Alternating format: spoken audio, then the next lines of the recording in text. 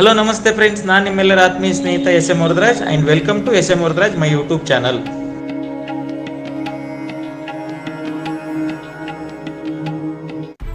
Hello ನಮಸ್ತೆ friends, ನಾನು ನಿಮ್ಮೆಲ್ಲರ ಆತ್ಮೀಯ ಸ್ನೇಹಿತ S M Varadaraj and welcome to S M Varadaraj my YouTube channel.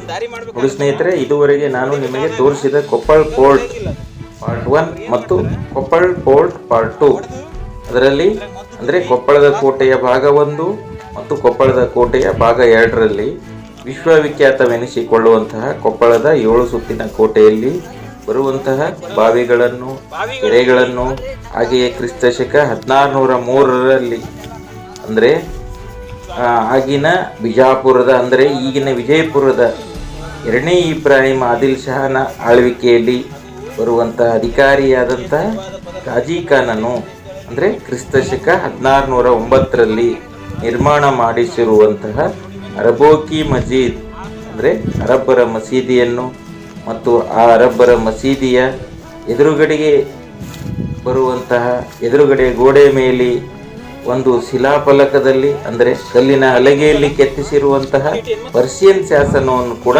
ನೋಡಿರುತ್ತೀರಿ.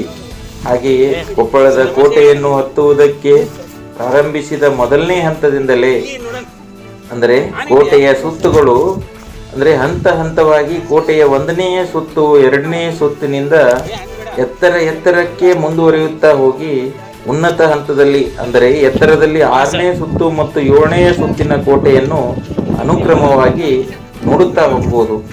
ಅಂದರೆ ಕೊಪ್ಪಳದ ಕೋಟೆಯು 7 ಸುತ್ತಿನದಾದರೂ ಎಲ್ಲ ದಿಕ್ಕುಗಳಲ್ಲಿ ಕಟ್ಟಿಸಿಲ್ಲ. ಕೋಟೆಯ ಕೆಳಗಿನ ಹಂತದಿಂದ ಪ್ರಾರಂಭಿಸಿ ಉನ್ನತ ಹಂತದವರೆಗೆ ಅಂದರೆ ಎತ್ತರದ ಹಂತದವರೆಗೆ ಕೆಲವು ಭಾಗಗಳಲ್ಲಿ ಹಂತ ಹಂತವಾಗಿ ಕೆಲವು ಮುಂಚಿತವಾಗಿ ಆಯ್ಕೆ ಮಾಡಿರುವ ಭಾಗದಲ್ಲಿ ಪೂರ್ವದಲ್ಲಿ ನಿಯೋಜನೆ ಮಾಡಿಕೊಂಡಿರುವ ಪ್ರಕಾರ ಅಂದರೆ ಮೊಟ್ಟ ಮೊದಲಿಗೆ ತಾವು ಯೋಜಿಸಿದ ರೀತಿಯಲ್ಲಿ ಯಾವ ಭಾಗದಲ್ಲಿ ರಕ್ಷಣೆಯ ಅವಶ್ಯಕತೆ ಇರುತ್ತದೆಯೋ ಆ ಭಾಗಗಳಲ್ಲಿ ಕೋಟೆಗೆ ರಕ್ಷಣಾ ಕವಚವಾಗಿರುವಂತೆ 7 ಸುತ್ತುಗಳಿರುವ ಕೋಟೆಯನ್ನು ಕಟ್ಟಿಸಿರುತ್ತಾರೆ. ಕೆಳಗಿನ ಹಂತದಿಂದ ಮೇಲಿನ ಹಂತದವರೆಗೆ ಅಂದರೆ ಉನ್ನತ ಹಂತದಲ್ಲಿ ಬರುವಂತಹ ಒಂದೊಂದೇ ಸುತ್ತುಗಳಿರುವ ಕೋಟೆಯಿಂದ ಆ ಕೋಟೆಯಲ್ಲಿ ಬರುವಂತಹ ಕಾವಲು ಕಿಂಡಿಗಳಿಂದ ಅಂದರೆ ಕಾವಲುಗಾರರ ಕಿಂಡಿ ಅಂತೀವಲ್ಲ, ಅದು ಕಾವಲು ಕಿಂಡಿಗಳಿಂದ ದೂರದ ಪ್ರದೇಶದ ವೀಕ್ಷಣೆಯನ್ನು ಮಾಡಬಹುದು. ಹಾಗೆಯೇ ಕಾವಲು ಕಿಂಡಿಗಳು 2 ರೀತಿಯಲ್ಲಿ ಕಾರ್ಯನಿರ್ವಹಿಸುತ್ತಿದ್ದುದರ ಬಗ್ಗೆ ತಿಳಿದುಕೊಳ್ಳಬಹುದು. 2 ಉದ್ದೇಶದಿಂದ ಕಾವಲು ಕಿಂಡಿಗಳನ್ನು ಅಂದರೆ ಕಾವಲುಗಾರರ ಕಿಂಡಿಗಳನ್ನು ಬಳಸ್ತಾ ಇದ್ರು. ಯಾವುದು ಅವು 2 ಉದ್ದೇಶಗಳು ಯಾವುವು ಅಂದರೆ, 1ನೇ ಉದ್ದೇಶ ದೂರದಿಂದಲೇ ಬರುತ್ತಿರುವ ವೈರಿಗಳನ್ನು ಅಂದರೆ ವೈರಿ ಪಡೆಗಳನ್ನು ಪತ್ತೆ ಹಚ್ಚಬಹುದು. ಮತ್ತು 2ನೇ ಉದ್ದೇಶವೇನೆಂದರೆ ಉಕ್ಕಿನ ತೋಪುಗಳಿಂದ ಸಿಡಿಮದ್ದುಗಳನ್ನು ವೈರಿ ಪಡೆಯ ಕಡೆಗೆ ಸಿಡಿಸುವ ಉದ್ದೇಶದಿಂದ. ಹಾಗೆ ಪ್ರತಿ ಸುತ್ತಿನ ಕೋಟೆಗಳಲ್ಲಿಯೂ ಕೂಡ ಕಾವಲು ಕಿಂಡಿಗಳನ್ನು ನಿರ್ಮಿಸಿರುತ್ತಾರೆ. ಹಾಗೆಯೇ ಪ್ರತಿ ಸುತ್ತಿನ ಕೋಟೆಯಿಂದಲೂ ಕೂಡ ಸುತ್ತಮುತ್ತಲಿನ ಪ್ರದೇಶದ ಪ್ರಾಕೃತಿಕ ವೈಭವವನ್ನು ಹಾಗೆಯೇ ಪ್ರಾಕೃತಿಕ ಸೌಂದರ್ಯವನ್ನು ಕೂಡ ಆಸ್ವಾದಿಸಬಹುದು.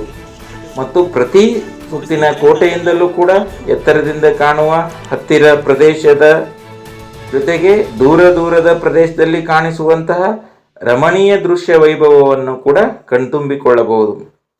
ಹಾಗೆಯೇ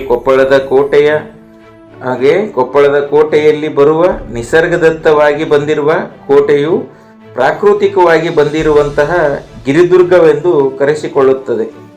ಹಾಗೆಯೇ ಪ್ರತಿಯೊಂದು ಸುತ್ತಿನಲ್ಲೂ ಕಂಡುಬರುವ ಮೈತುಂಬಿ ನಿಂತಿರುವ ಹಚ್ಚ ಹಸುರಿನಿಂದ ಕೂಡಿರುವಂತಹ ನಯನ ಮನೋಹರವಾದಂತಹ ದೃಶ್ಯ ವೈಭವವನ್ನು ಕೂಡ ನೋಡಬಹುದು ಮತ್ತು ಕಣ್ತುಂಬಿಕೊಳ್ಳಬಹುದು. ಅಂದರೆ ಪ್ರತಿಯೊಂದು ಸುತ್ತಿನಲ್ಲೂ ಕಂಡುಬರುವ ಮೈತುಂಬಿಕೊಂಡು ನಿಂತಿರುವ ಹಚ್ಚ ಹಸುರಿನಿಂದ ಕೂಡಿರುವಂತಹ ನಯನ ಮನೋಹರವಾದಂತಹ ಅಂದರೆ ಕಣ್ಣಿಗೆ ಮನೋಹರವಾದಂತಹ ದೃಶ್ಯ ವೈಭವವನ್ನು ಕೂಡ ನೋಡಬಹುದು.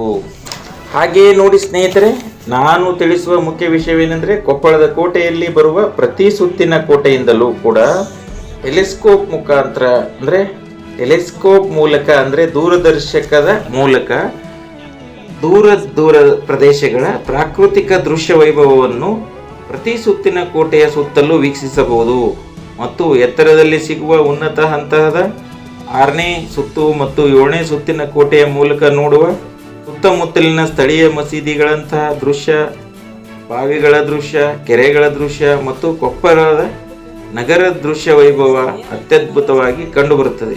ಹಾಗೆಯೇ ಸ್ನೇಹಿತರೆ, ಕೊಪ್ಪಳದ ಕೋಟೆಯಲ್ಲಿ ಬರುವ 6ನೇ ಮತ್ತು 7ನೇ ಸುತ್ತಿನ ಕೋಟೆಯಿಂದ ಎತ್ತರದಿಂದ ಕಂಡುಬರುವ ಸುತ್ತಮುತ್ತಲಿನ ಪ್ರಾಕೃತಿಕ ಸೌಂದರ್ಯ ಮತ್ತು ಅದರ ದೃಶ್ಯ ವೈಭವ ಬರಿಗಣ್ಣಿನಿಂದಲೇ ಅತ್ಯದ್ಭುತವಾಗಿ ಕಾಣುತ್ತದೆ.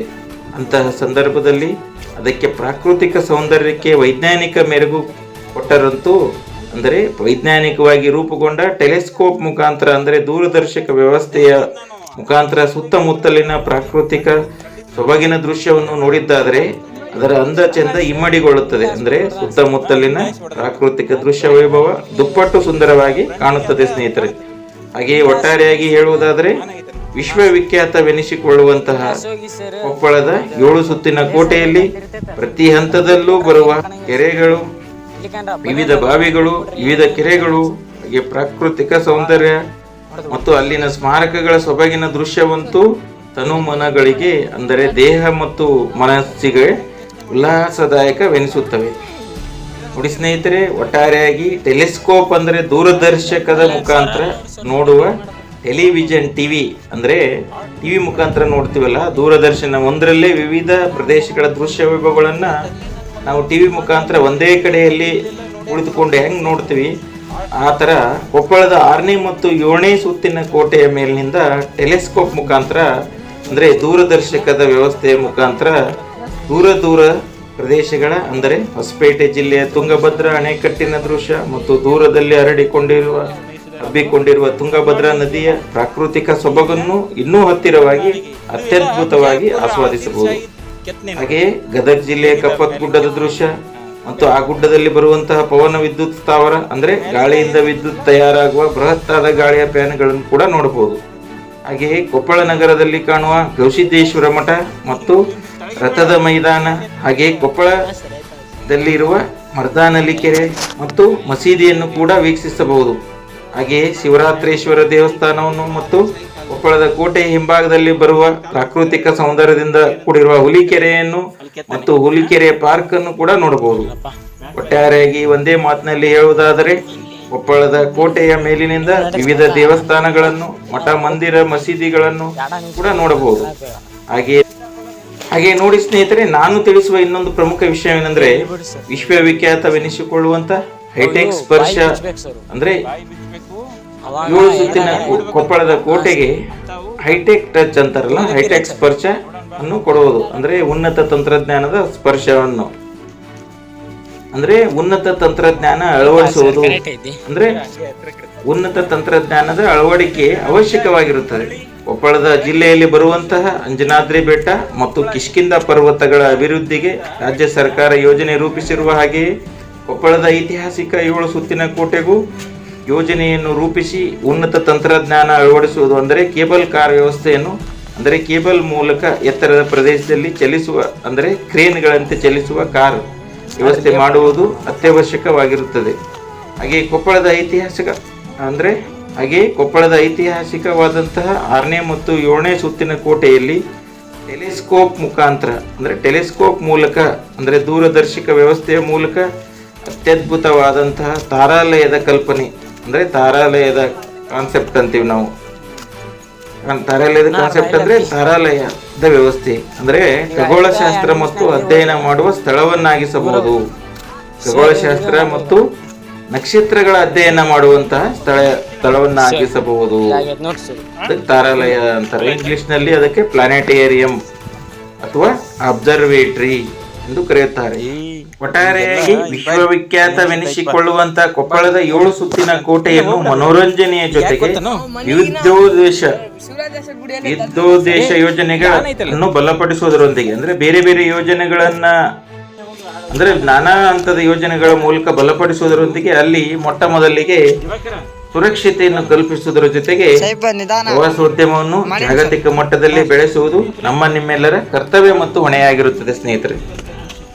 ನೋಡಿ ಸ್ನೇಹಿತರೆ, ಈ ಮೂಲಕ ತಿಳಿಸುವ ಮುಖ್ಯ ವಿಷಯವೇನೆಂದರೆ ಪುರಾತತ್ವ ಇಲಾಖೆಯಿಂದ ಮತ್ತು ಪ್ರಾಚ್ಯ ವಸ್ತು ಸಂಗ್ರಹಾಲಯದಲ್ಲಿರುವ ರಾಜ್ಯ ಸರ್ಕಾರ ಮತ್ತು ಕೇಂದ್ರ ಸರ್ಕಾರದ ನಿಧಿಯಿಂದ ಅಂದರೆ ರಾಜ್ಯ ಸರ್ಕಾರ ಮತ್ತು ಕೇಂದ್ರ ಸರ್ಕಾರದ ಫಂಡ್ಸ್ನಿಂದ ಕೊಪ್ಪಳದ 7 ಸುತ್ತಿನ ಕೋಟೆಯ ಅಭಿವೃದ್ಧಿ ಕಾರ್ಯ ಮತ್ತು ಅಲ್ಲಿನ ಸ್ಮಾರಕಗಳ ಪುನಶ್ಚೇತನ ಕಾರ್ಯಗಳ ಜೊತೆಗೆ ಅಭಿವೃದ್ಧಿ ಕಾರ್ಯಗಳನ್ನು ಮಾಡೋದರ ಜೊತೆಗೆ ಪ್ರವಾಸೋದ್ಯಮಕ್ಕೂ ರಹದಾರಿಯಾಗುತ್ತದೆ.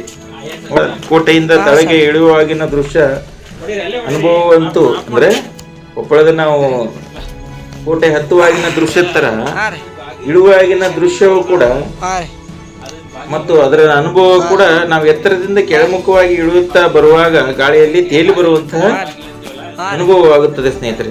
ಹಾಗೆಯೇ ನೀವು ಕೂಡ ನಿಮ್ಮ ಸ್ನೇಹಿತರೊಂದಿಗೆ ಕುಟುಂಬದ ಸದಸ್ಯರೊಂದಿಗೆ ಅಂದರೆ ಕೋಟೆ ಹತ್ತಲು ಸಶಕ್ತರಾದವರೊಂದಿಗೆ ಅಂದರೆ ಮಧ್ಯ ವಯಸ್ಸಿನವರು ಮತ್ತು ಕೆಲವೊಂದು ಈಗ ಹೈಸ್ಕೂಲ್ ವಿದ್ಯಾರ್ಥಿಗಳಂತಹ ಸಶಕ್ತ ಬೆಟ್ಟ ಹತ್ತಲು ಸಶಕ್ತರಾದಂತಹ ವ್ಯಕ್ತಿಗಳ ಜೊತೆಗೆ ಭೇಟಿ ಕೊಟ್ಟು ಅಲ್ಲಿ ಗೋಚರವಾಗುವಂತಹ ಪ್ರಾಕೃತಿಕ ವೈಭವ ಮತ್ತು ಸೌಂದರ್ಯವನ್ನು ಆಸ್ವಾದಿಸುವುದರ ಜೊತೆಗೆ ಕೊಪ್ಪಳ 7 ಸುತ್ತಿನ ಕೋಟೆ ಮತ್ತು ಅಲ್ಲಿನ ಸ್ಮಾರಕಗಳನ್ನು ಉಳಿಸಿ ಬೆಳೆಸಿ ಸಂರಕ್ಷಿಸುವುದು ನಿಮ್ಮೆಲ್ಲರ ಜವಾಬ್ದಾರಿ ಮತ್ತು ಹೊಣೆಯಾಗಿರುತ್ತದೆ ಸ್ನೇಹಿತರೆ.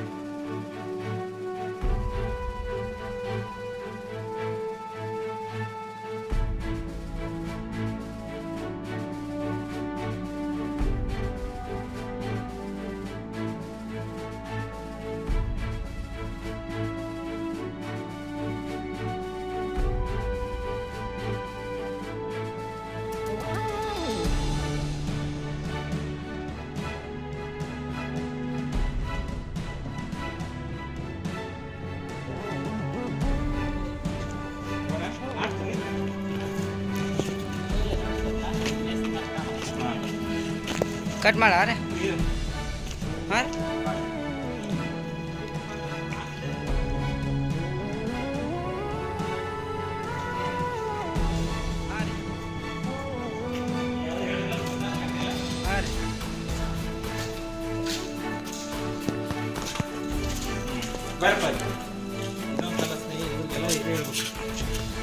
ಕಟ್ ಮಾಡ ನೋಡಿ ಸ್ನೇಹಿತರೆ, ಇದುವರೆಗೂ ನಮಗೆ ಬೆಟ್ಟ ಹತ್ತಿ ಇಳಿಯೋದಕ್ಕೆ ನಮಗೆ ಸಹಾಯ ಮಾಡಿದವರು ಹೈಸ್ಕೂಲ್ ಎಲ್ಲ ಒಂದೇ ಕಡೆ ಓದ್ತಾ ಇದ್ರೆ. ಯಾವ ಸ್ಕೂಲ್ ಏನು? ಬಾಯ್ಸ್ ಹೈಸ್ಕೂಲಲ್ಲಿ 10th ಸ್ಕೂಲ್. ನೀನು ವಿನಾಯಕ ಹೈಸ್ಕೂಲ್. ನೀನು 8ನೇ ಕ್ಲಾಸು? 8. ಹಾಂ. ನಿನ್ನ ಹೆಸರು? ನೀನು ಇದನ್ನು ಒಂದೇ ಕಡೆ ಓದ್ತೀರಾ? ನೀನು 8ನೇ ಕ್ಲಾಸು?